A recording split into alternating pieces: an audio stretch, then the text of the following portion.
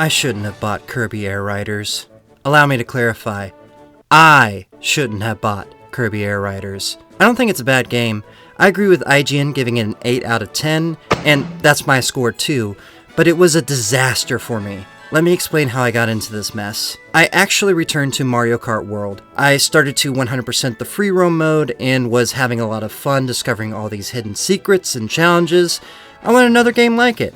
A racing game for the Switch 2 that was similar but different. Kirby Air Riders perfectly fit this description. It was also promoted by the legendary game developer Masahiro Sakurai. I've watched almost every video he posted on game design. He broke down all this in-depth mechanics of Air Riders. It seemed similar to his Smash Bros. Games where I could sink over 100 hours digging into different vehicles and tracks. So Air Riders became my most wanted game, and after getting some Nintendo gift cards for Christmas, I went for it. I almost immediately had regret. Its opening and design was made very clearly for young children. I actually have no problem playing Nintendo games for kids, and normally they don't make me feel completely awful for being an adult gamer, but Kirby's Air Riders is skewed even younger than most Nintendo games, like toddler level.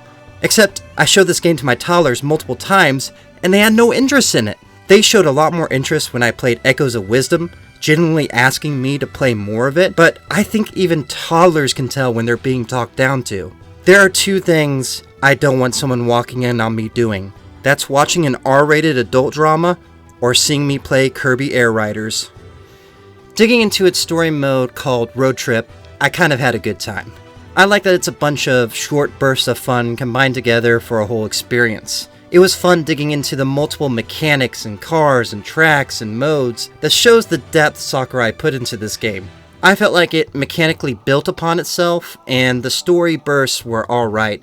These two things together brought the cohesiveness to the individual parts that was needed. I enjoyed it more than any of Sakurai's Smash Bros. Story modes, but once it was over, I kinda felt hanged to dry.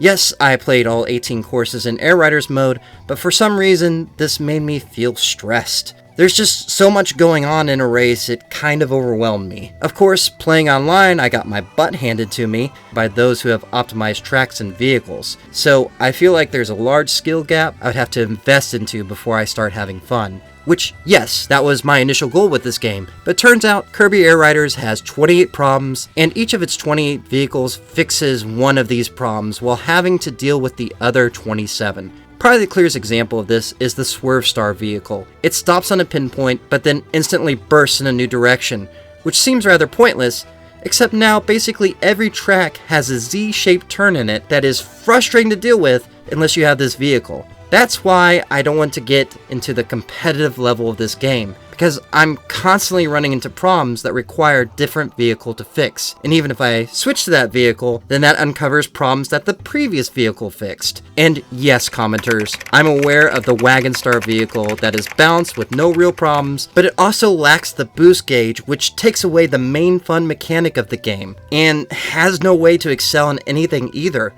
I just don't want it. Smash Bros. Has so many unique characters and stages that I can mess around casually for hours on end, having fun without even having to go online. But I don't feel that's here in Kirby Air Riders. I also feel like it's a harder sell for friends than Mario Kart or Smash. Hey man, do you want to play Kirby Air Riders? I really wanted to give this game a fair shot, so I perfected all the top right courses, played City Trial, and even hunted for specific achievement boxes, but I wasn't having fun. I was literally putting checks in the boxes, trying to find fun. So yeah, I then sadly deleted the game off my Switch. My total playtime being